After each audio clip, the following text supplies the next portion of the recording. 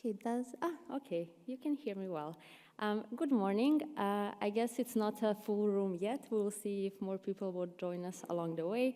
We know that it's a very early session, so I also hope that you had the chance to grab some coffee. But in any case, we will try to keep this workshop interactive and engaging throughout the whole time.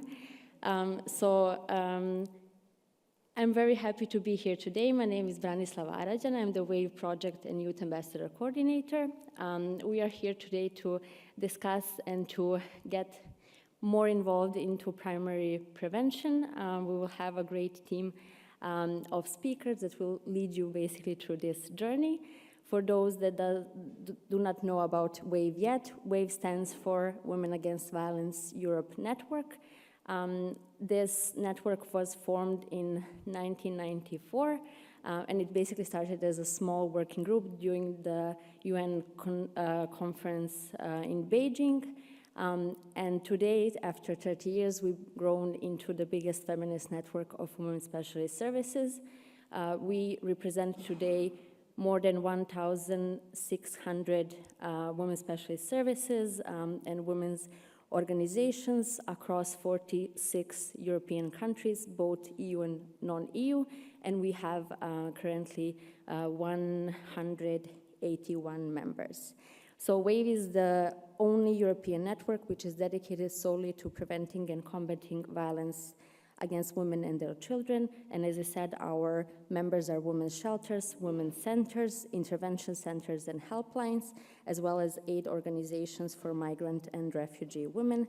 And as I said, this year we're actually celebrating our 30th anniversary. This would be 3 decades of dedicated feminist activism, advocacy, and action for women's rights across Europe. Let me just follow the story with the slides as well. Okay, you can see here a small history and timeline.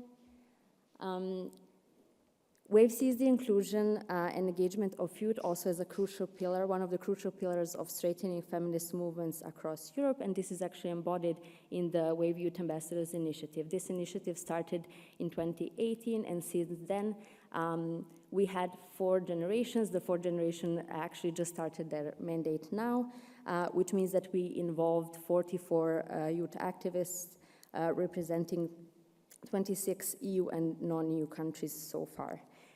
You will have the chance to hear more about the work of youth ambassadors in the next sessions of this workshop.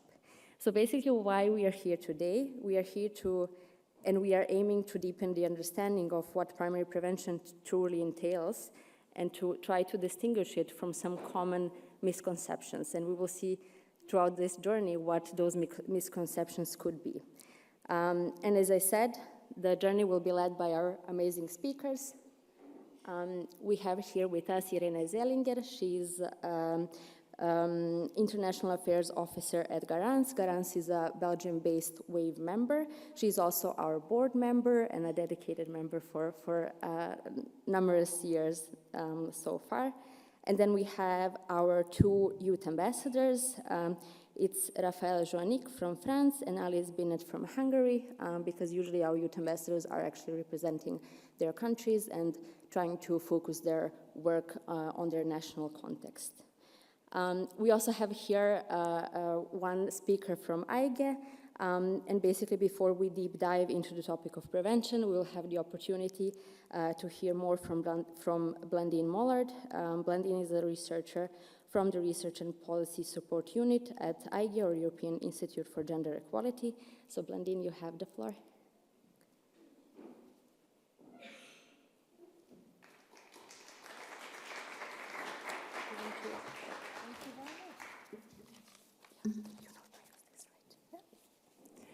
Good morning, everyone. Thank you very much for having me. It's a real pleasure to be part of the workshop with you today. I feel really privileged to be here with you and learn from your experiences. So this morning, I would like to give you a very quick overview of where we are in terms of the knowledge on violence against women, the state of play in a way, based on recent evidence. So specifically, I would like to cover 3 specific aspects with you today. The first is what we know from recent data on the extent of violence against women in the EU. The second, based on WAVE's work, what do we know about the access to specialized services for women experiencing violence? And the third is public attitudes to violence against women. Those 3 aspects and many more are explored in the report that we prepared that is coming up in February, that is usually attached to the Gender Equality Index, but this year is coming out separately in February. So first of all, as you heard yesterday from my colleague Christina, Eurostat, FRA and EIGE have released some recent survey data on covering all EU member states. This is the first EU-wide survey that was prepared in the previous one was from 10 years ago, as you probably know. So this is really important to have this new understanding of what is the extent of violence against women in the EU. So as we can see, violence is very widespread. Just 3 data points for you this morning. First of all, over about 4% of the women who replied to the survey reported having experienced rape by a non-partner at some point in their life. 1 in 4 women who experienced violence have reported it to authorities. So this is very low. And about 1 woman in 3 in the EU have experienced one form of violence, either sexual or physical violence, by any perpetrator at any point in their lives. We also, through the Gender Equality Index report, we also had a look at violence across the 6 domains covered by the index. So that's work, money, health, knowledge, time, and power. And we found that violence against women is a phenomenon that cuts across all those areas of lives, all those sectors of work, and it's a really key phenomenon holding women back in their personal fulfillment, in their economic life, in their decision-making abilities. So moving on to access to specialized services, this is based on the work of the WAVE network, which is really the authority when it comes to understanding the provision of specialized support services. Those are, of course, essential for women experiencing violence to be able to leave a violent situation, to get the counseling and the support that they might need, to rebuild their lives, and to mitigate the impact of violence on their lives. So as you can see on the slide, the provision of services varies greatly across countries and especially across types of services. National helplines are the ones that, national helplines are the type of services that is a little bit more provided for, even if 5 member states still do not have a national helpline for victims of violence against women. This analysis is based on the requirement of the Istanbul Convention. Shelters is really one of the services for which we see a huge lack, big unmet need, with 20 member states failing to meet the requirement of the convention. On average, again, WAVE data shows that 39% of the needed beds in shelters are missing in the EU. Women's Centre is also an essential part of prevention and response to violence against women. And again, there is a shortage. On average, there is 1 centre for over 76,000 women in the EU. And if the convention recommendation was followed, it would be just 1 for 50,000. But again, those are averages.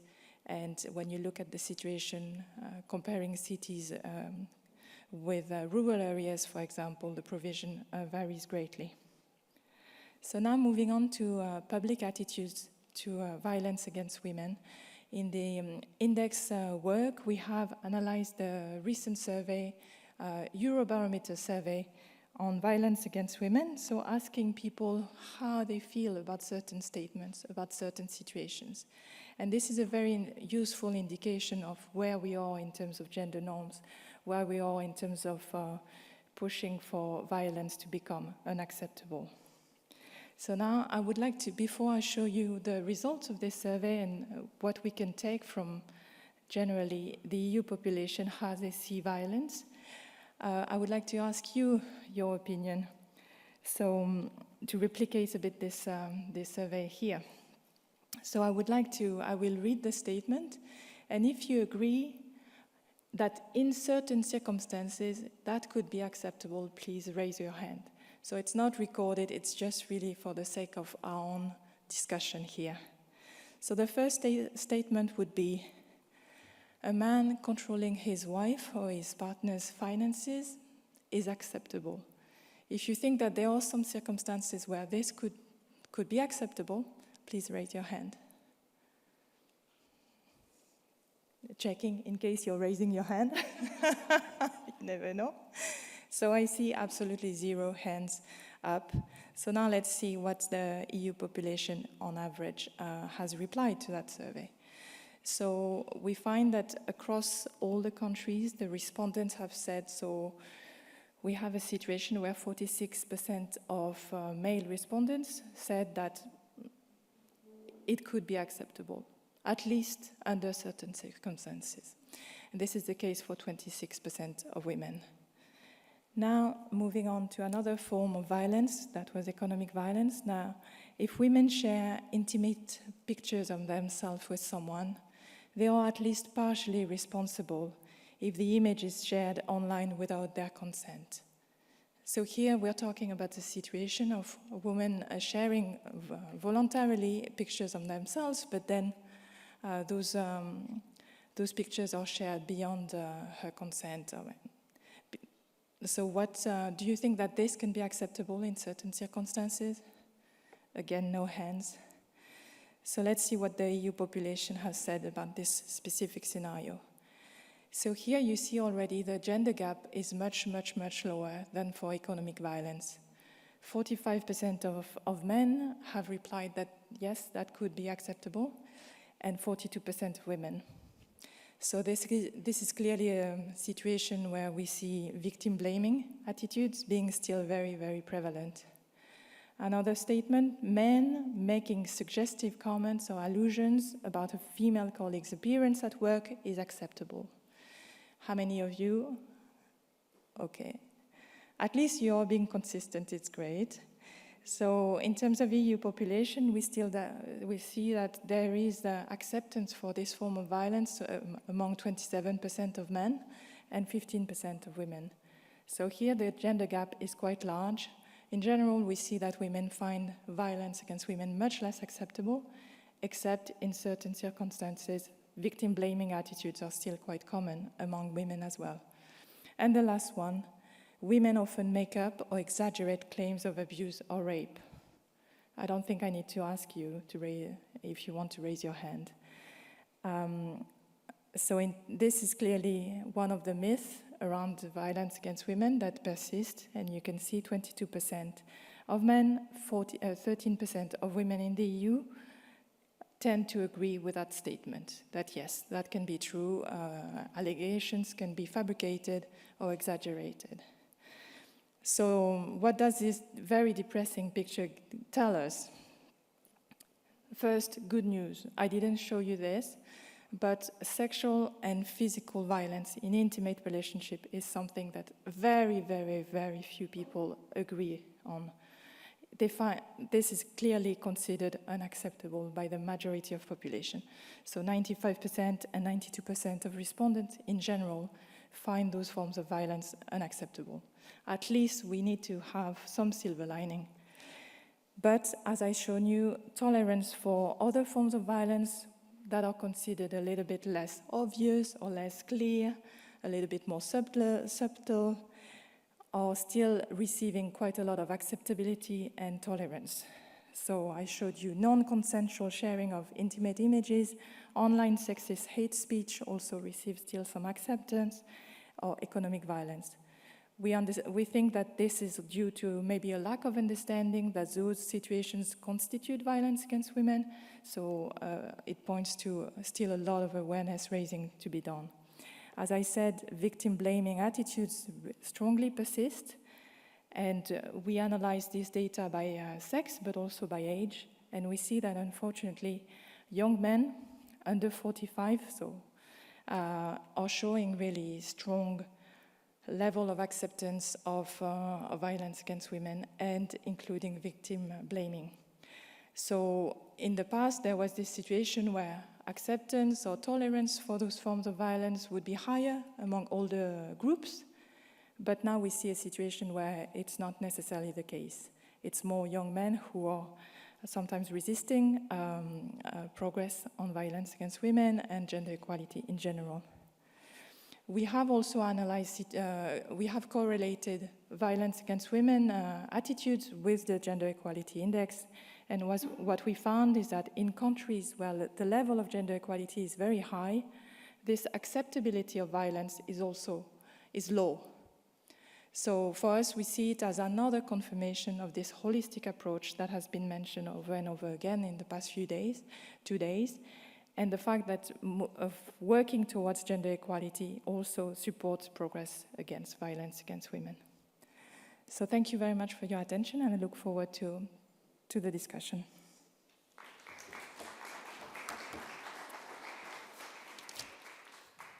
Thank you so much, Blandine.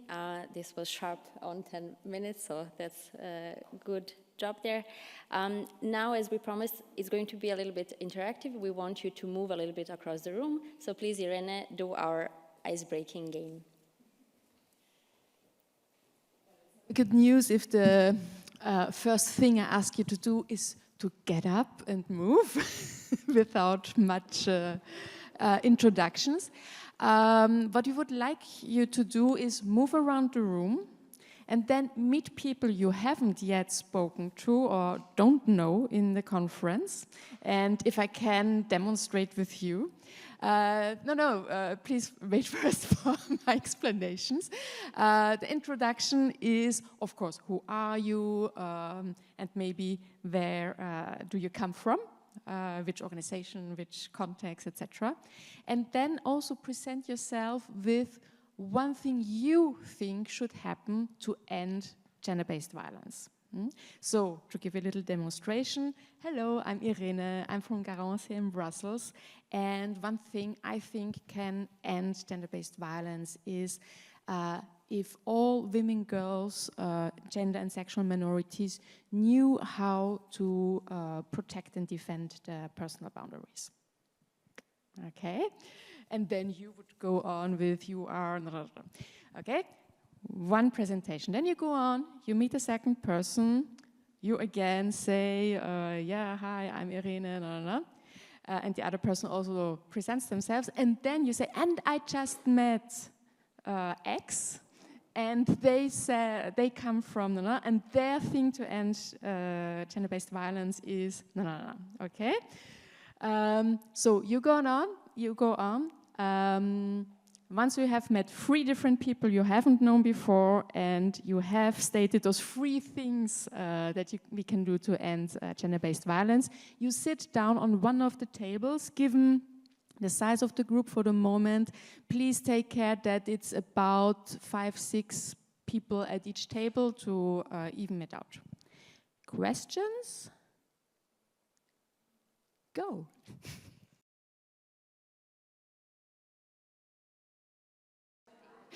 Can you please all choose a table, sit down, because we will put you to work in a moment. And try to even it out so that it's kind of 5 people per table and not everyone on at the same one.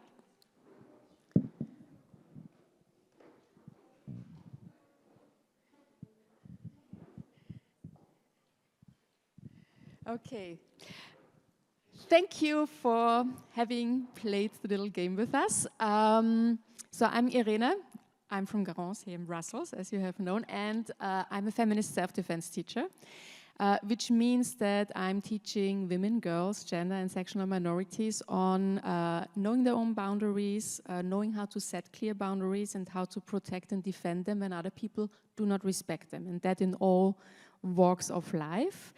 And being a feminist self-defense trainer, sometimes when I have the time to just sit and watch people, for example, on public transport or when I'm having a coffee somewhere, I'm wondering how would the lives of those people be different if there wasn't this constant threat of gender-based violence.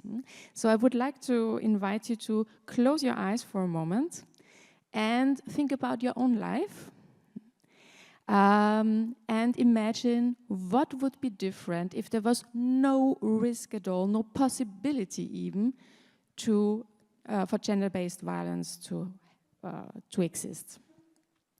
And not only the big questions like, oh, I would be out of a job, I would need to have something different to do with my life, but also the nitty-gritty, everyday things that we do to organize our lives around the possibility of gender-based violence.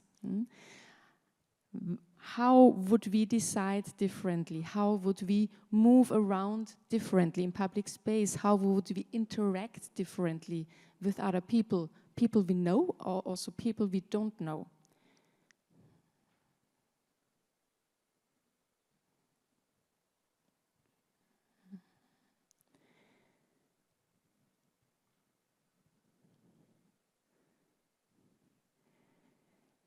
And I hope that can open your eyes again. I hope that you have seen that it would make a difference and the difference would be good.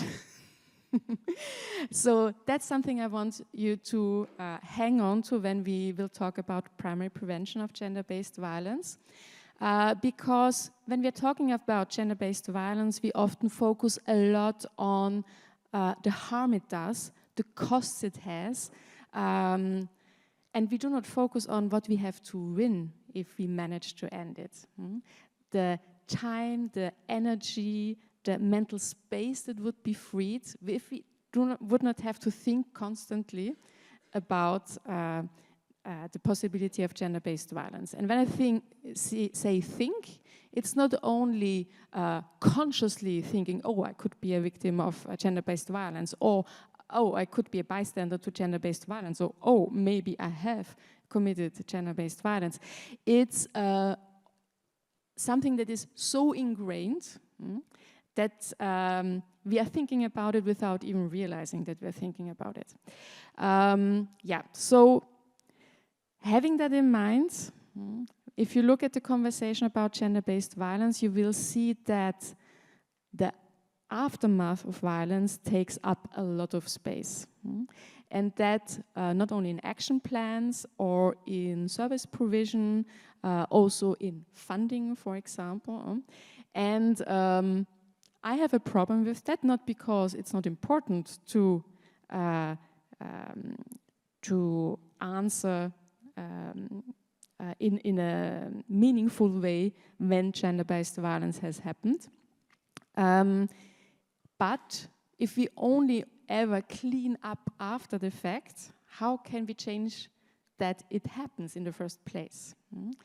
And so for me, primary prevention is all about a shift in perspective, and it is also a question of belief. Because we have to believe that gender-based violence is preventable, and that it is not natural, that it's not a fatality, that we can build a world where there is no gender-based violence. The problem is we haven't had one yet, so we don't have proof or examples, so we have to find it out on our own how to get there. And so here at WAVE, we try to shift our own perspective, but also the perspective of policymakers towards more primary prevention, because we do not want only to have the best cleaning up jobs possible after the violence and do it for more and more victims and to hold perpetrators accountable, etc. We also want to be out of jobs. We want gender-based violence to stop because we have better things to do with our lives, professionally and personally. And so we have created a working group within WAVE where, help me, 17, 20, something, member organizations signed up and worked together for 2 years to come up with what do we want to tell already the WAVE members within, but also the world about primary prevention from our point of view as feminist women specialist services. And we have created a publication. There are 2 or 3 copies on the table back there because, yeah, it's heavy. But you can also just screen the QR code afterwards and download it. And in this publication, we, of course, first explain what primary prevention is. Primary prevention is everything you can do before violence happens so that it won't happen. So it is about, for example, education, training.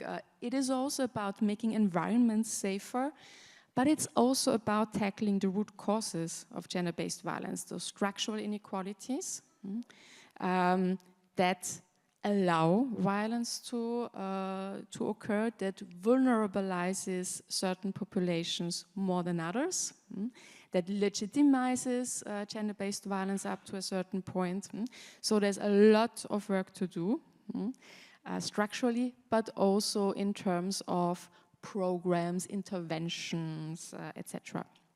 So you see on the slide the different types of prevention, because everyone is talking about prevention all the time without specifying which type of prevention they're actually talking about. If you look at the Istanbul Convention, it's the convention to prevent and combat violence against women and domestic violence, but it never really explains what prevention actually is about. And so to make it clearer that there are different types of prevention and that we focus a lot on secondary and tertiary prevention because we are confronted with the urgent needs of survivors. We have to do something about it. We can't just not clean up after the fact. That diverts our attention from the possibility of ending gender-based violence. What we tried to do is to develop a framework how we understand primary prevention, to develop a rationale also. Why is it important and central actually to put primary prevention at the center of all policies on gender-based violence and not at the best as an add-on somewhere at the back. We have developed also an overview of what the situation is in Europe policy-wise on primary prevention and how we can use the Istanbul Convention and also the EU directive on promoting primary prevention. And we have also collected best practices or good practices from the WAVE member organizations to show the diversity of what's possible in terms of primary prevention. So you see here, for example, one graphic from the publication that explains that you can intervene on the individual level, on the community level, and on the structural level. It cites types of activities that have, in empirical evaluation, proven that they can decrease the incidence and prevalence of gender-based violence. Yeah, just check it out. I find it very, very interesting. Now I will hand over to Brani to introduce our youth ambassadors. Okay, thank you so much. So now it's time to also hear from our youth ambassadors. As I mentioned, okay, Thank you. This is we have this initiative for the past 7 years, and what we do with them, we basically do capacity building and then advocacy, and we are aiming to reach out to youth, to share youth voices, to amplify them, but then also to kind of create a pool of new generation of feminist activists that will take over the feminist fight in the years to come. So today with us, we have 2 youth ambassadors. I think you can join here and sit here, and you will hear now 2 of the main points of their work, what they've been working in the past 2 years, because for each generation, their mandate is for 2 years. So first, we will hear from Rafael, and then we will hear from Alice.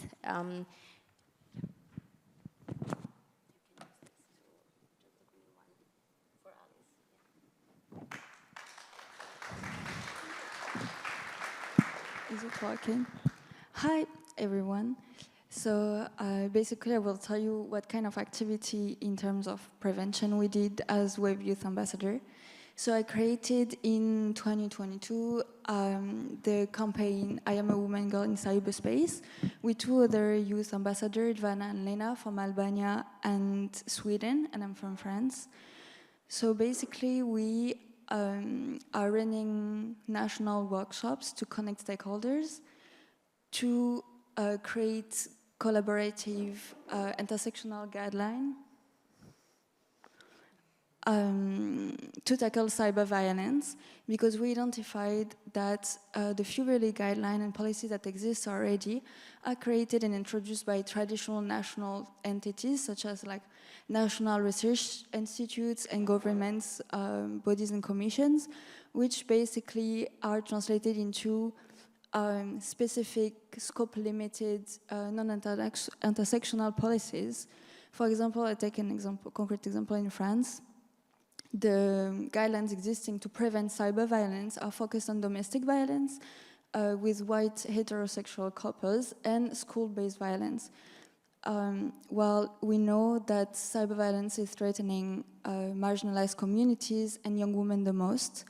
So basically what we did in my country, we're all representing country and implementing this campaign nationally. We created and hosted intergenerational dialogue and roundtable, gathering these marginalized communities with expert researchers and the civil society to share their experience and realities with policymakers that are doing and framing this legislative framework to eliminate cyber violence. So they are aware of what really happened on the ground, and they can actually be more intersectional and inclusive to comprehensively tackle cyber violence there.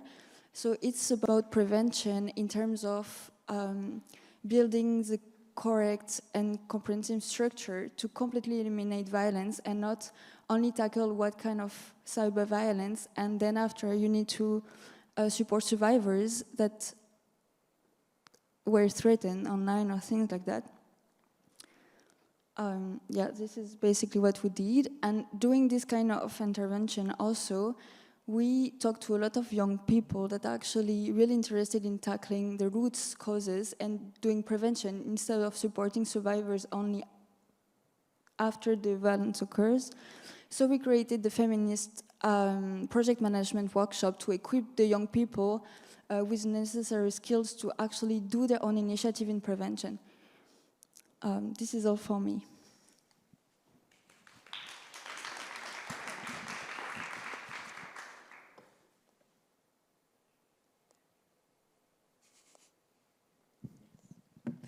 Hello everyone, my name is Alice and I'm one of the other youth ambassadors from Hungary. And I would like to talk to you about my project called Wave Rave that I started in 2023 and continued also this year and hopefully going to create even more events.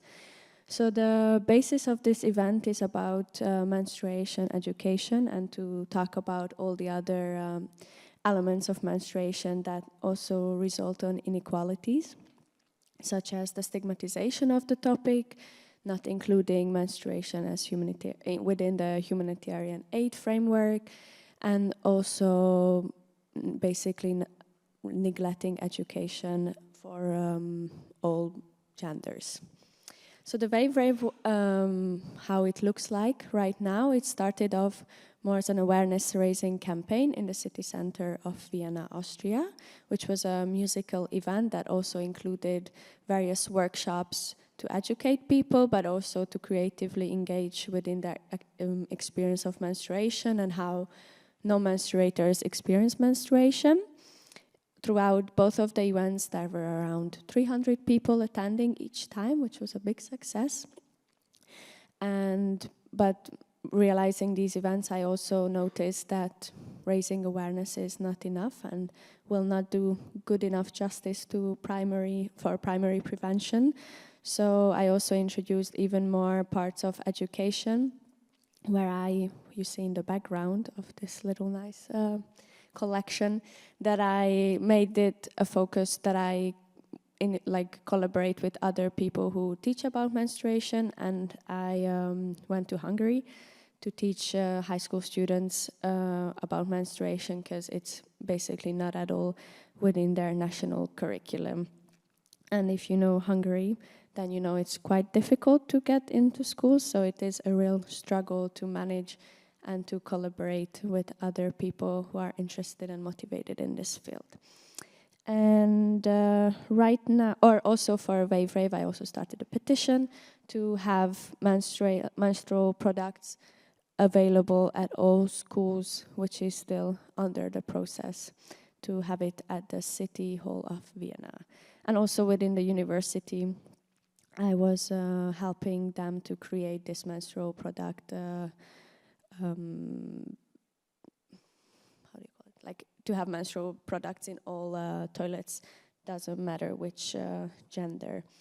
And basically the reason for doing this kind of activism is to reduce the stigmatization around menstruation and really make it a public topic, not only to make menstruators more confident and knowledgeable about their own bodies, but also non-menstruators to tackle this issue together and introduce them as an experience much more than just a biological process. So the idea is right now that I'm also creating a research together with the Austrian Red Cross to create an evaluation impact framework for their menstruation health management training, and to be able to implement this kind of research findings to any other organizations and field of life, to be able to introduce menstruation no matter what.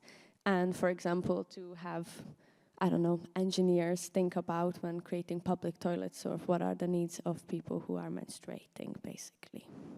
And thank you very much.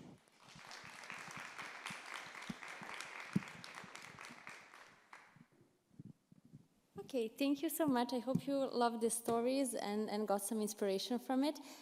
Now it's time for our second very interactive part, which will be led by Irene. And maybe just to say, because we started slightly later, you will probably hear the ring when we are done, but just stay 3 minutes more, because we will have a call to action at the end. But yeah, we have 35 minutes for this session, Irene. Yeah. So, as I said, we want to put you to work. Because what we just have heard, two examples of Raphael and Alicia, show how important it is to not do primary prevention top-down, because we know what's good for you, but to integrate the people you want to reach with your action. At the moment, what I'm seeing, even when it comes to primary prevention, is that we are again very much relying on authorities, institutions, and also NGOs. The problem is that institutions, NGOs, authorities, they are not there where it happens. The people who are there where it happens are we. And so, I mean all people. And so what we like to do with you is to have a very small introduction in bystander intervention. What can I do when I'm a bystander, for example, to sexist comments? What can I do when I'm a bystander to someone transgressing boundaries? So the idea is that each of the table gets a different situation.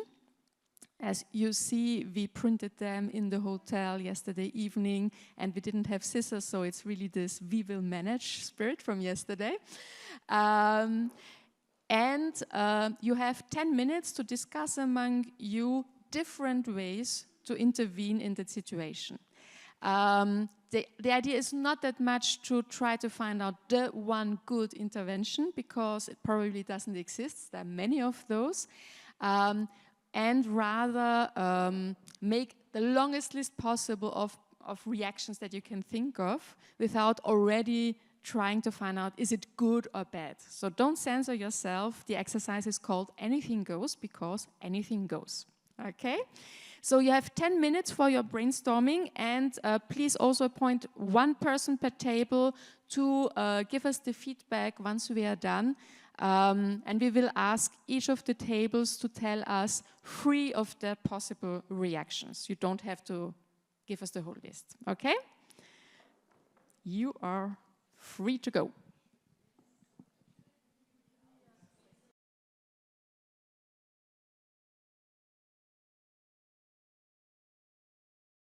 I know, it's a fascinating topic, and we could talk for hours and days and weeks about all the possibilities and what would be a good choice and what to be careful about. But time is precious and we have to go on. So I would like to ask Alice to go around with the mic from table to table, and your spokesperson can tell us first the situation, because it's a different one and the others don't know which situation you got, and then your 3 reactions to it.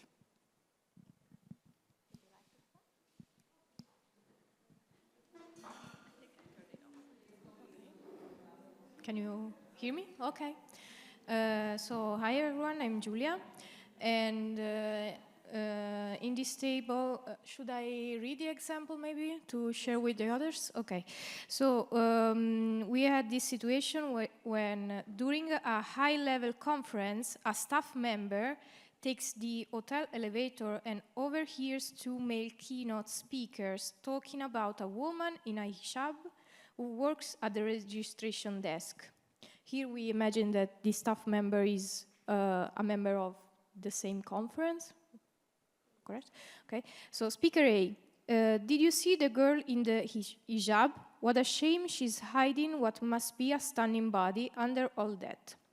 Speaker B, yeah, you can tell she's got curves for days. It's such a waste covering up like that for some outdated tradition. We were talking for quite a while, of course, and we pointed out how, of course, there's some limitation. So first of all, we are in a closed space with the 2 perpetrators, so that maybe could stop us from intervening.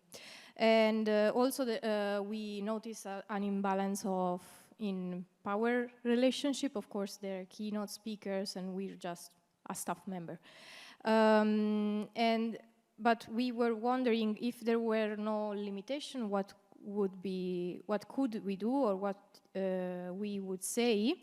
And some very interesting comments were raised. So addressing them with some question. So maybe, why are you talking like this?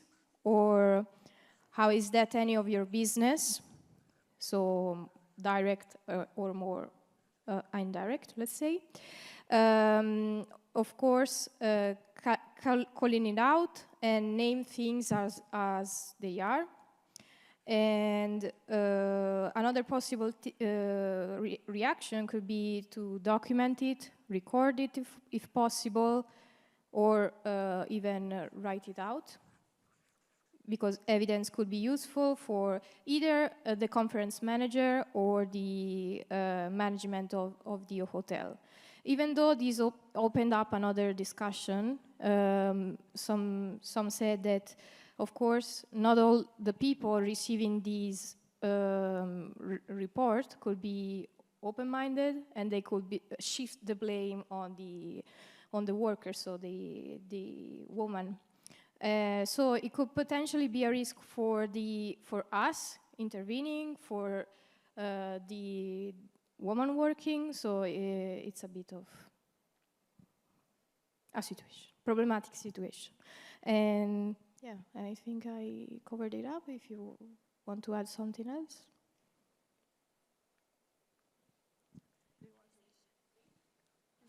About what?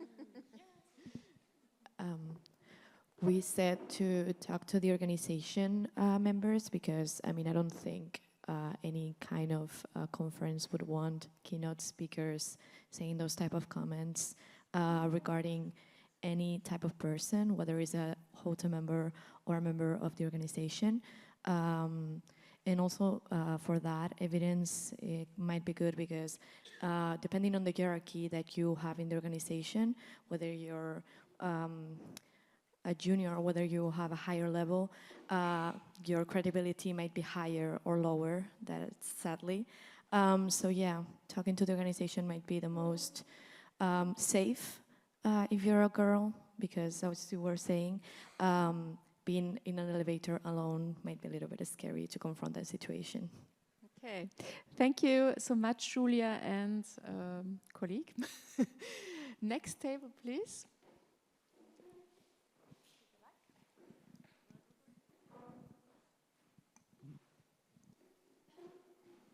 Hi everyone. So first I will read the case, right?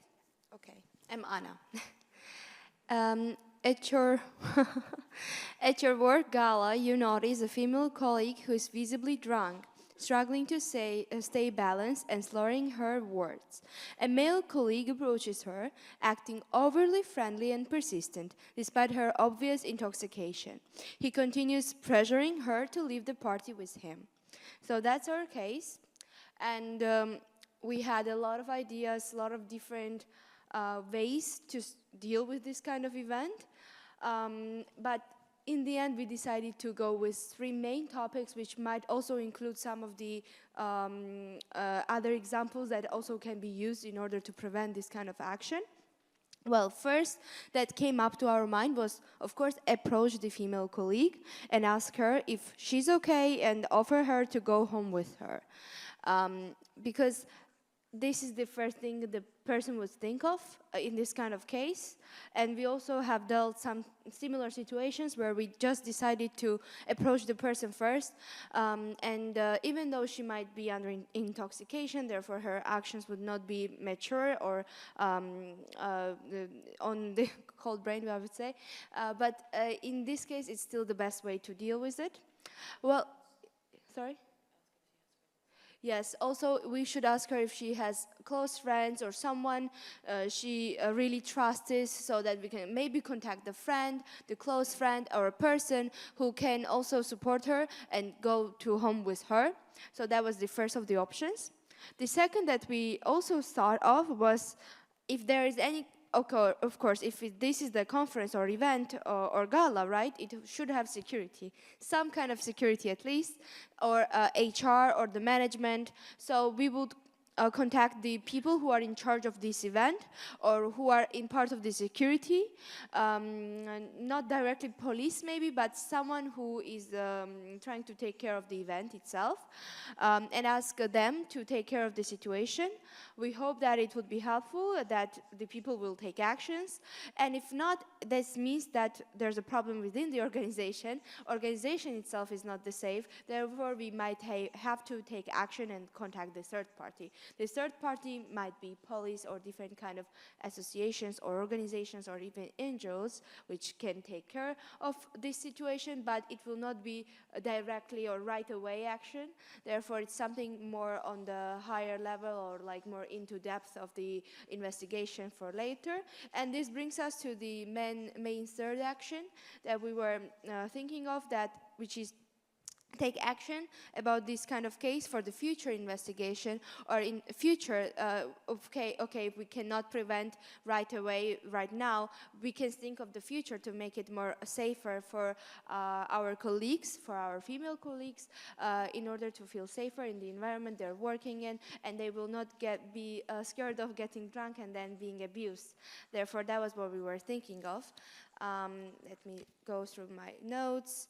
Well, we also had one of the options to approach him directly, but I don't know, we are not sure whether it would be the smartest action, because if he is not able to understand that woman is under the intoxication, we can approach him and tell him that, well, she's not feeling well, so maybe you should not be super friendly and asking her to take her home.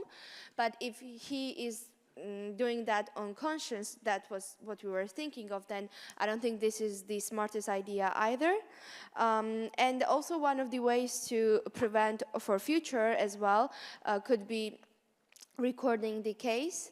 But a recording needs a lot of consent as well, so it's a bit of a controversial thing. Thank you so much. Thank you. Oops. Thank you. Next table. Hi, so I'll read the story we had. At the office, you notice an intern, Sarah, looking visibly tired and distracted. She seems to avoid the male manager, Mark, whenever he's around. During a coffee break, you overhear Mark laughing with a colleague, bragging about how he just sent Sarah another cheeky text to lighten her mood. I love having new young women around. So our starting point was the fact that we don't know who we are in this scenario. So we don't know our position in the company. We don't know if we're a man or a woman. So we don't know, if we have power over Mark or not. We said that if we are another manager, or if we are above Mark, we can address the situation directly with him. So he knows he cannot behave this way. Another solution in any case would be talking with Sarah directly, making sure she's okay, and checking in with her to see what she would need. Another path of action could be to report this directly ourselves to Human Resources, but on that we had a bit of a debate on this, whether we should report this ourselves, whether Sarah wants it or not, or if we should follow what Sarah wants. And there were conflicting views there, because some wanted to respect Sarah's agency because there would be consequences on her potentially. On the other hand, reporting would mean breaking the pattern potentially of sexual harassment in the company, because clearly if he's doing it with Sarah, he could do it with someone else.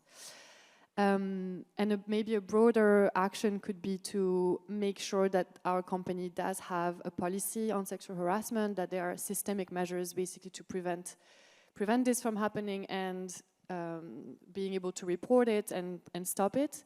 So trainings for managers, for instance, or reporting mechanisms that are anonymous, or basically changing the culture in the company before it happens. Did I forget anything? Thank you.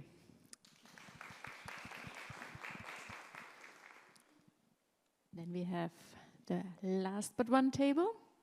Hi, everyone. So I will start with reading the story. A black feminist activist posts about gender equality and racial justice on social media, triggering a coordinated online attack. Trolls flood her accounts with racist and sexist slurs, including threats. The harassment intensifies when hackers leak her private information, including her home address, putting her at significant risk. So, we have a very interesting conversation, so I'll try to summarize that into 3 points.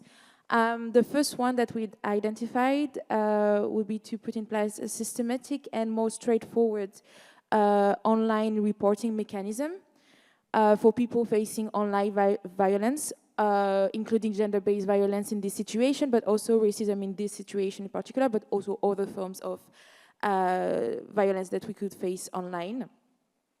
A second point was to align business with human rights.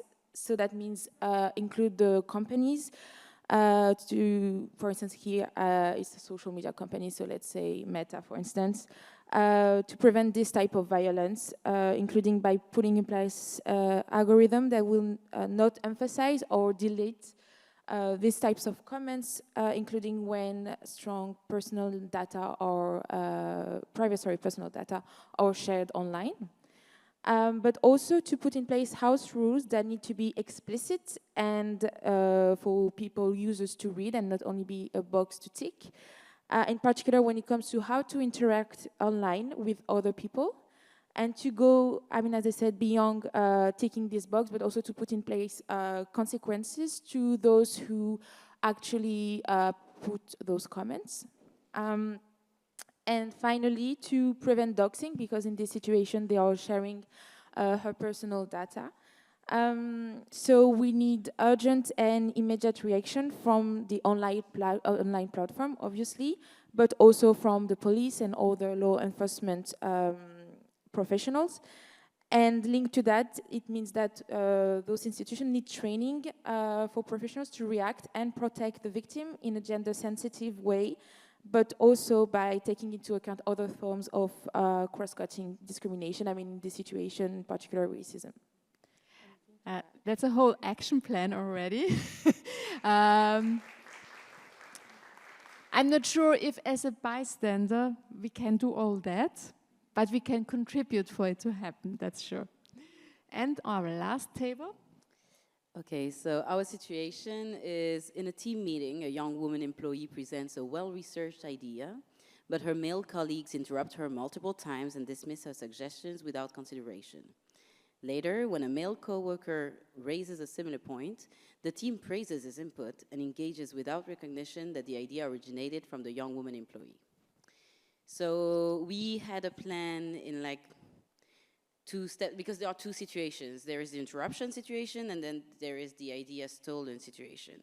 And so for the interruption situation, we had basically one reaction, but on a scale from diplomatic, and maybe it's not so safe to be very blunt, and less diplomatic or not diplomatic, because we feel very safe and we can say, shh, John, not your time. So if we cannot say, shh, John, it's not your time, and play with a little bit of humor, we can ask a question and say, oh, wait, this is very interesting. I want to circle back to what this person was saying. Can you explain what you were meaning before you were interrupted? Or we don't even have to say before we were interrupted if we really want to be super diplomatic. So that's the question to recenter to the speaker. And then for the idea stolen, we have the same scale of diplomatic to not diplomatic. If we are very diplomatic, we can say, "Ooh, this is a beautiful idea, John. It sounds very similar to what this person presented. Do you still have your notes on this, by the way, or do you still have your slides?" And just very innocently recircle back to the original idea. If we are passive-aggressive, we can say, "I feel like I've heard this before. It's not very original. Did this person say this before?" And so that's basically one reaction for each. And so the third point was we had a discussion about reporting, also these kind of behaviors to HR and management, and of course, depending on the kind of structure and if there is a previous agreement that we want this to be a safer space, or if this is a very male-dominated area that didn't think through this yet, it might not have the same results. But the reporting, what was also said is that sometimes enough emails sent about the same person may have an impact. So it's reporting, but it's also documenting. Yeah, thank you.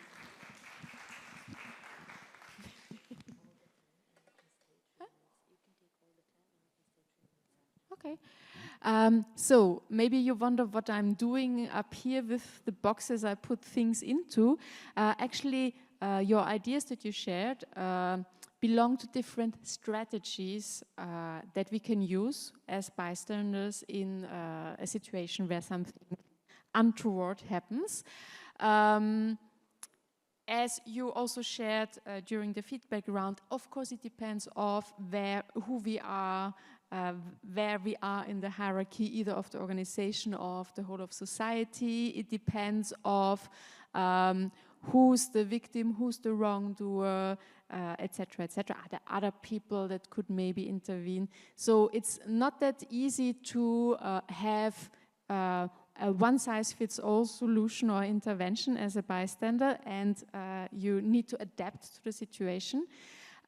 There's also all kinds of risks involved for myself as a bystander, for the victim, for other people that I have to take into account. But thinking about it in terms of strategies makes it easier to choose one way to go forward.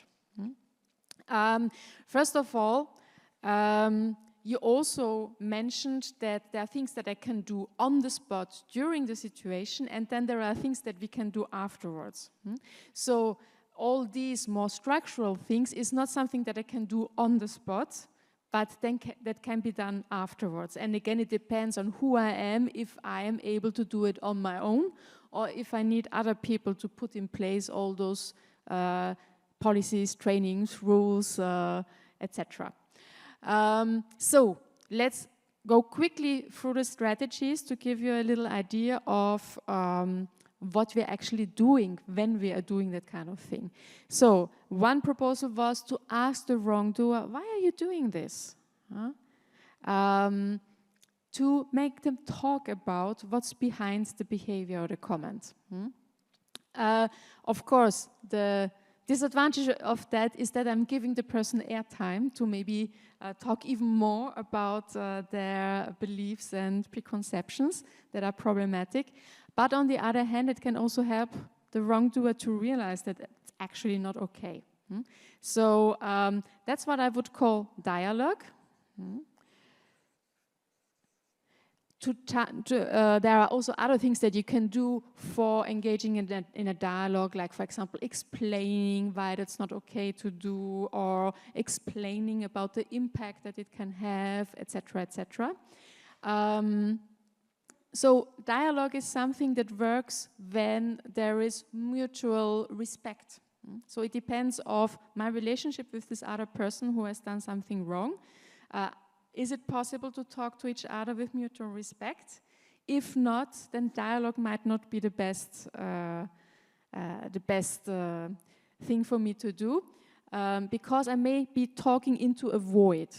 If the other person thinks they are better than me, if they don't respect me in any way, and I try to engage into a dialogue, I'm talking to someone who's not there because they are not on my level. I would first have to do something so that we are on the same level, and then we can have a dialogue. Okay? So, dialogue, yes, but. Okay? Second strategy, this is a strategy we call confrontation, which is all about setting boundaries. That can be through naming the behavior, to tell the wrongdoer to stop or to do something else, to tell them what to do in a sense. To also put consequences on not respecting boundaries, and also the more diplomatic version, asking either the person or the group to follow the rules, for example, how to handle a meeting.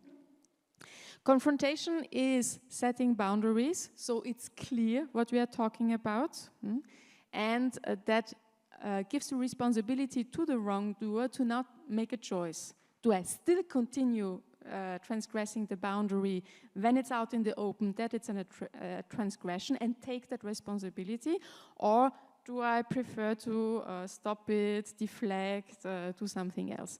So confrontation is something that can be very effective, but it has also its risks, especially if we are in a power relationship with the person and the other person has more power.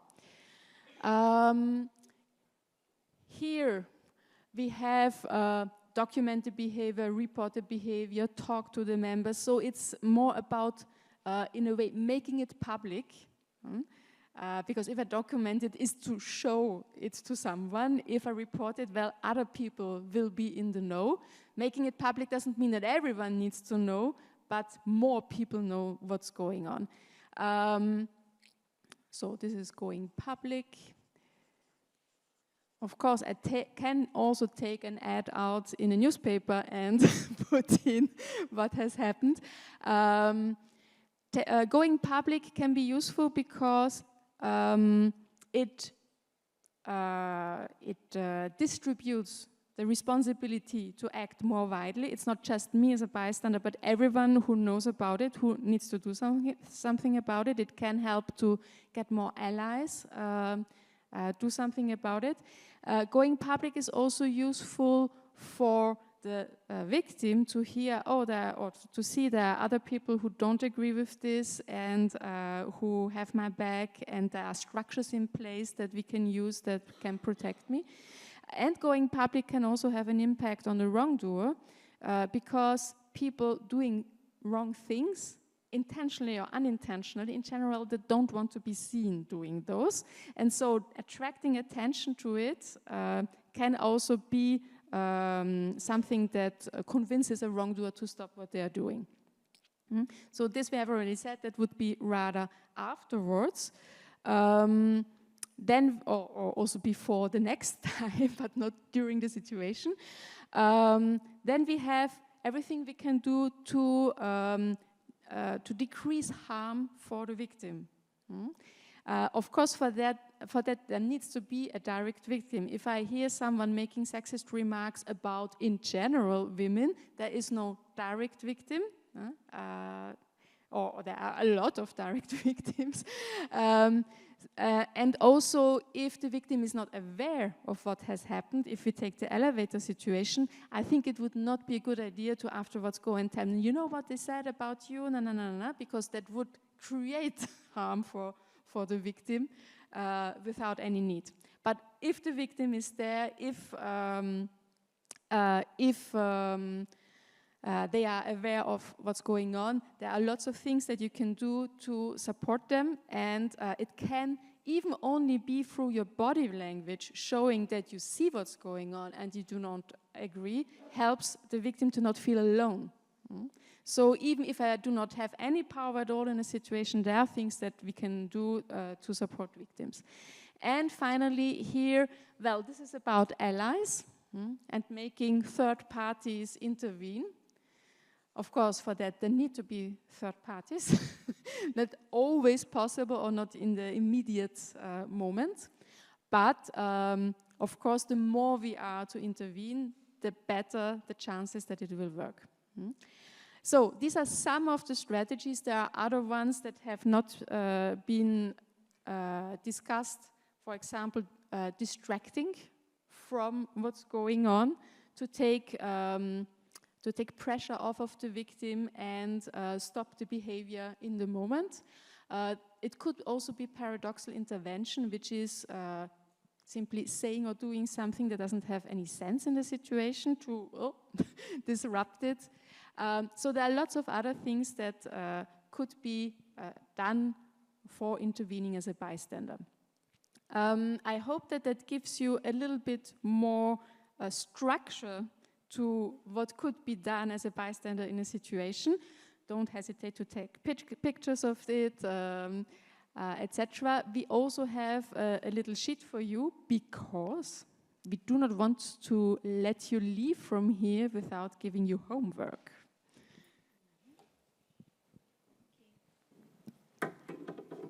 Hello? Okay.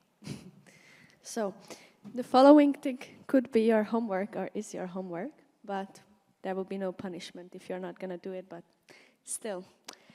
So over the next 100 days, you are welcome to share a story on social media regarding that you applied some of the learnings that you did here as a bystander intervention training, and also to really actually create a bystander intervention training at your own company, housing, university, wherever you're mostly at. So the key elements to include in this post would be to describe the situation, what exactly happened like here, and what were the actions taken, how did you use the bystander intervention training, what were the actual steps, and what do you think the personal impact was, how did it feel, what changes did you notice in people's mindsets, and what kind of conversations did it actually create. So for that, you are welcome to use the hashtag to connect your stories with hashtag active bystander, primary prevention matters, and you are more than welcome to tag WAVE network and its various profiles. But, and there's one more thing that Rafi would like to share with you. Yeah, this is more for the young professional or youth.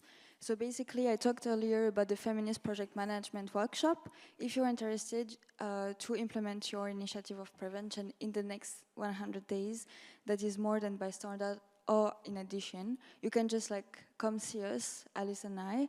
And also you have on the table behind you, you have a WAVE Advocacy and Campaigning Toolkit, which is a guide to implement your initiative if you don't have any idea or you want to know the steps.